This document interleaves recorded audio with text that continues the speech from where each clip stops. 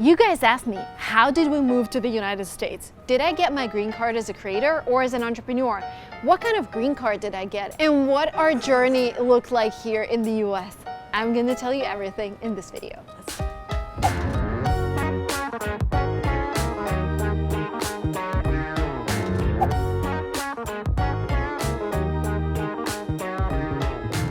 The Utah Inn is an iconic hotel in San Francisco because almost every beginner startup founder who comes to San Francisco and Silicon Valley to raise their first round knows this hotel because it's one of the cheapest hotels in San Francisco. Right now I just checked, it's $46 a night.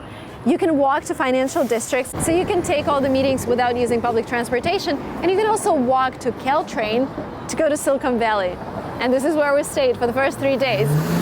And I remember I was looking out the window and I saw the palm trees and the sunshine. I was like, oh, here are my shorts, my t-shirt, because I thought it's gonna be really warm. And we walked outside and it was freezing. It was windy. So we went back to the hotel room and I put the clothes that I wore in Russia, and it was snowing in Russia. So basically, yeah, this is where it all started. This is the first place where we stayed in San Francisco. Dima. Yes. What did you feel when you realized that from now on, we're gonna live in the United States? I felt like pretty good at the moment because I was excited that we get accepted to top accelerator. We got the funding from Silicon Valley. It was my dream for a couple of years and was a goal. And finally I achieved the goal. So I was super excited and super pumped about it. But when COVID happened, so like 2 years ago, I just started reflecting on my journey here. So I just like start reassessing all the way, like all these 5 years in the States. And I understood that, damn, actually, I was like pretty scared and I wasn't integrated to the real world. First of all, because it's like new country, new environment, new culture. But also because I was super scared to talk to anyone because my language skill was like super low. And thanks to language trip and this immersion, and like I became like better with language. And the criteria for me that when somebody invite me to give a speech or something like that, here I feel comfortable, so I don't feel any like problems with that. And in 2015, I was scared even when talk to people on the streets. I was like, for me, it was super challenging. So I just realized that I was living in my dreams, in my head. It was like my escape. It was easier for me to live in my dreams in my head instead of integrate to real life, the real world. So, and I just started like 2 years ago, I just started to integrate, like go out from my inside world to the real world. So now every day it feels better and better to be here. It's funny how I've never had a dream about moving to the US. As a kid, my dream was to live and work in an English-speaking environment, but I always thought it's going to be Great Britain. I was such a huge fan of the UK. But the problem was I really wanted to go and study there, but education in the UK is just crazy expensive.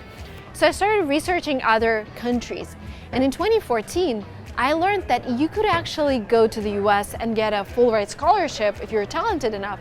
I was like, maybe I should try. And so I started taking my TOEFL and GMAT, and this is also the time when I started my first YouTube channel, which was in Russian, because I felt really lonely. At the same time, my husband and I, and he was my boyfriend back then, we were building a company in Russia to help people study abroad. And we had a dream of building an international company, which was kind of hard because we wanted to, build an IT solution, wanted to build a platform, we needed to raise some money. And we tried to raise money in Russia, which was almost impossible back then. We also tried Europe. But my husband always said, we have to be in the top place for entrepreneurs. And the top place for entrepreneurs is Silicon Valley. And my reaction to that was like, who even needs us there? Like, we're not even from Europe or from the US. We're Russian founders with a really young startup. But we kept applying. We kept talking to other founders. We kept pitching our startup, and we applied to all US accelerators. And back then it was Techstars, Y Combinator, and 500 Startups. And funny enough, In March 2015, I got offers from 2 universities in the US, Johns Hopkins and University of Florida, with a full ride scholarship. And around April 1st, we got an invitation from Y Combinator to come to Silicon Valley for the interview. And back then, the interviews were in person, and Y Combinator would actually pay for your flights and hotel for you to come here. And we got an offer from 500 startups. And I remember getting an offer from 500, and it was like April 1st or something. And imagine like waking up in St. Petersburg, opening your email, and it says offer from 500 startups. We want to invest $100,000 in your startup. And I'm pinching Dima, who's lying next to me, like, we just got accepted to 500 startups. And we call our third co-founder, and he's like, oh guys, it's April 1st, it's probably April Fool's joke. I'm like, no, we actually got in. And it was just so exciting and so game-changing. So Y Combinator paid for our flights here. They ended up not accepting us to their accelerator because I think they didn't like our market, but 500 startups accepted us as they promised. And this is where our journey started here in the US. And then we started running out of money. Then my visa got denied. We couldn't rent our initial apartment. Let me talk about this step by step.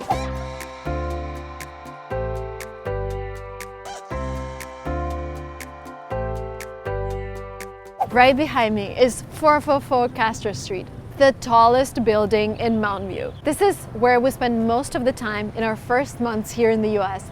This is where 500 Startups office used to be. They're only in San Francisco location these days, but this building symbolizes the start of the dream for me. This is where we arrived and we're like, oh my God, this is the place that we still have to explore. This is a place where we don't understand anything. People are so amazing here. And this also feels like home. It's just, I don't know, amazing. If you're an immigrant in the US, it's really hard for you to rent an apartment if you come without any credit history, if you come without a job offer, and without a social security number. So initially I was like, oh, it's gonna be easy. So I went on Zillow, I found a lot of apartments here in Mountain View, and I started calling them.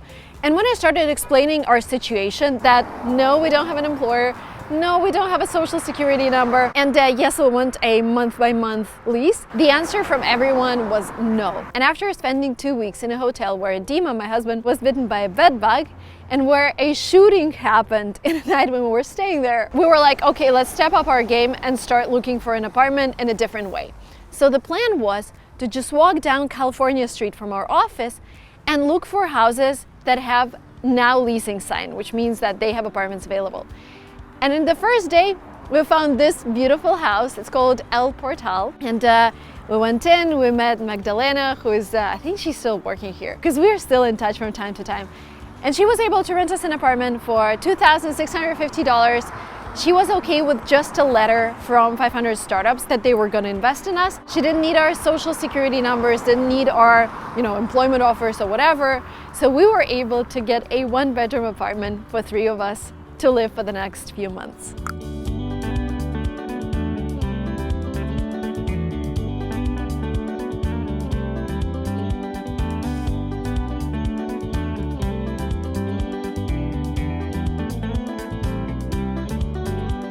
Our balcony was right there, and I remember waking up in the morning and just looking outside and being so grateful for where we were and for the sunshine. I went to the farmer's market every Saturday. That was actually the first time I was living without my parents, and I was 25, so it was a completely new experience. I was like, wow, I love this life. In my home country, we were renting an apartment for $700 a month, and I thought that for $1,000, I would definitely be able to find something here in Silicon Valley. And I started researching Airbnb, and I realized that for $1,000, I'm only getting an RV.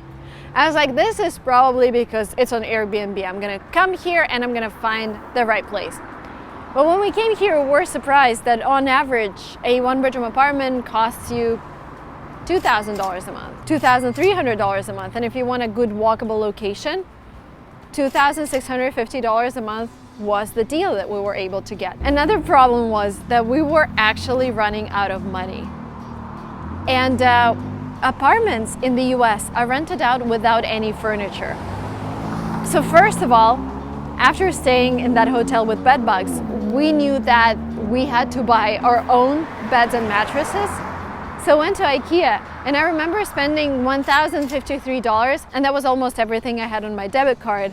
So after spending that, we started spending my other co-founder's money. Another great hack for everyone who's coming here, there are a lot of garage sales, and there are a lot of people who just use things outside their houses, so you can just grab them for free. And this is what we did a lot, which saved us a lot of money. Another thing that I also never thought about, I was like, okay, I come from a big city, I don't really need a car. You know, we rented this place that is walking distance to the office.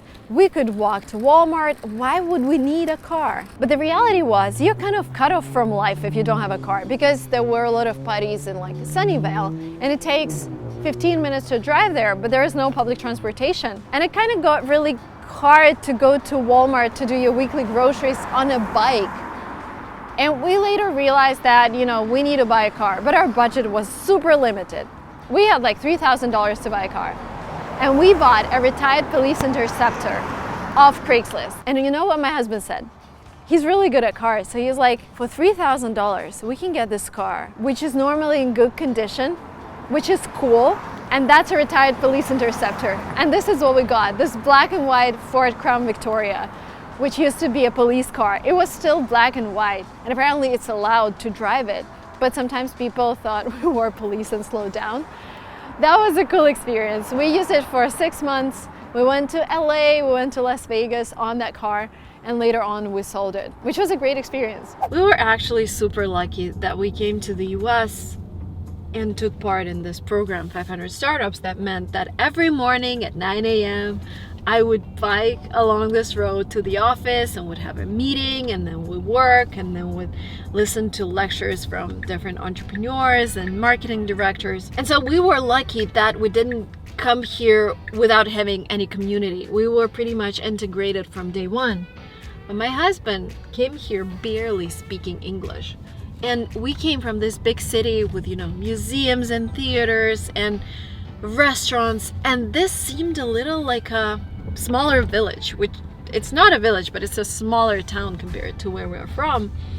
And so I remember that he was super upset in the first months because he couldn't really integrate, he couldn't really get on with a lot of people because of his bad English. And I remember when work was finished, he was sitting in the corner watching Russian speaking YouTube and missing home.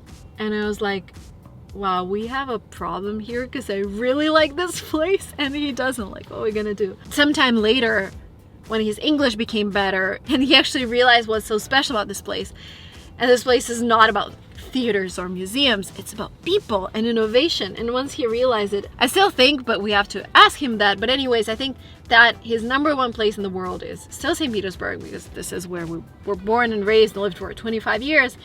But his number two place is here, Silicon Valley. The main minus of San Francisco for me is that I just like a couple of districts, like Pacific Heights, for example, is great. I like Embarcadero, but in general, I mean, the city is very different. Sometimes it's very dirty and ugly, like, for example, Tenderloin districts. One of the meetings that we had at 500 Startups was a meeting with a lawyer who was talking about ways startup founders could actually move to the US. And she was like, H-1B visa, the work visa, not really for you because it's going to be hard to win the lottery. L1 visa, management transfer, probably not for you because most of you don't have a company back at home. Number 3 visa, O visa, it's too hard for you guys. It felt like we were unable to move to the States despite having a company here, despite just having raised funds for this company here. And I started panicking. I was like, how would I even be able to run an American company from abroad? What this would look like to investors who just invested in us and were like this Russian people who came here to raise money and left right away. So I started talking to other entrepreneurs, and this is basically the best thing that happens here when you meet people who had the same problems and who were able to solve them. So we met this guy, his name was Dmitry. He was from the previous batch of 500 Startups and he was from Russia. He introduced us to the whole Russian community and some of those people became our best friends. But he also introduced us to his lawyer who was like, Marina, 99% chance you're gonna get the O visa. So the plan was I would apply for O1 visa while my co-founders will go back to their home country, and we'll see whether it's gonna work. Because our tourist visa was expiring, so they had to leave, and because I was in the status of waiting for another visa, I could stay here legally longer. So they went back home, and I stayed here doing more meetings, doing some fundraising. Then I went back to Russia in November, and this is where I got my O1 visa approval. I was like beyond happy. I was like, yeah, I'm gonna go to the States.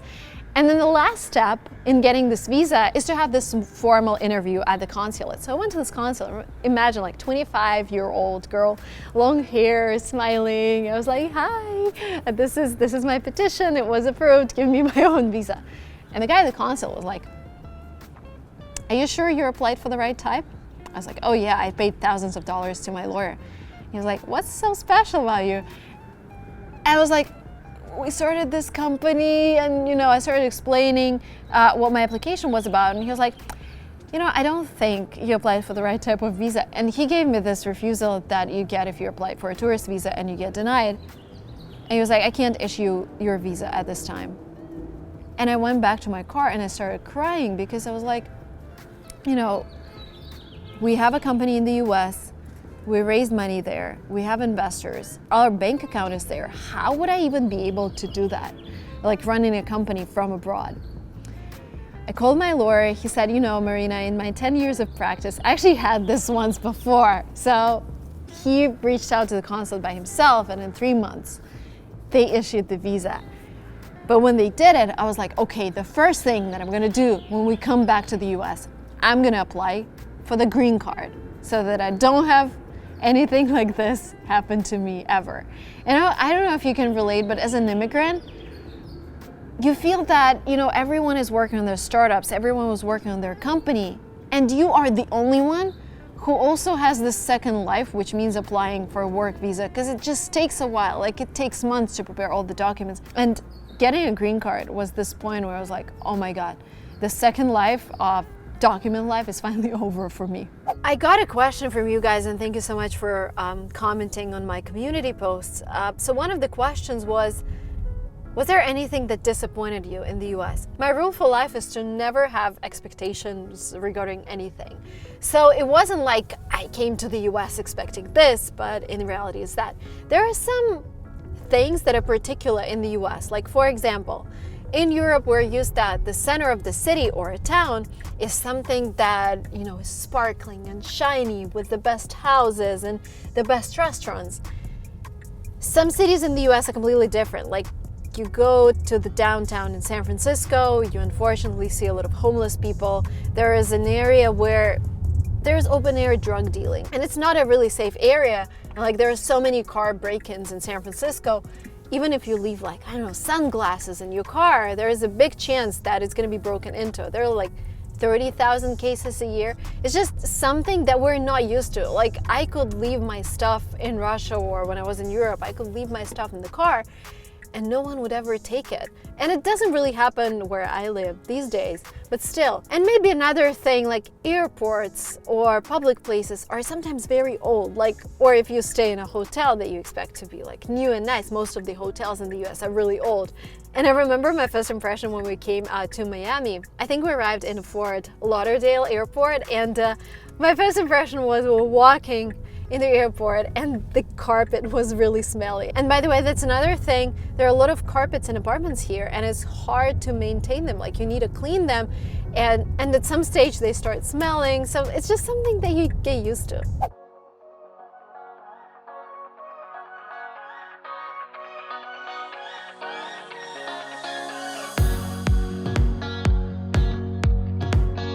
It's interesting, when I applied for the O1 visa, I already had my Russian channel, which had maybe several thousand subscribers, but my lawyer said it doesn't really affect your application because we're applying as entrepreneurs. When I was applying for my green card, I already had my Lingua Marina channel, and I think we submitted this channel as part of my press. But again, didn't really have an effect according to my lawyer, because they mostly look at other things. But if you're a creator watching this, there are several things you could do. You could apply as a producer or as a model, and I know some of my friends did that.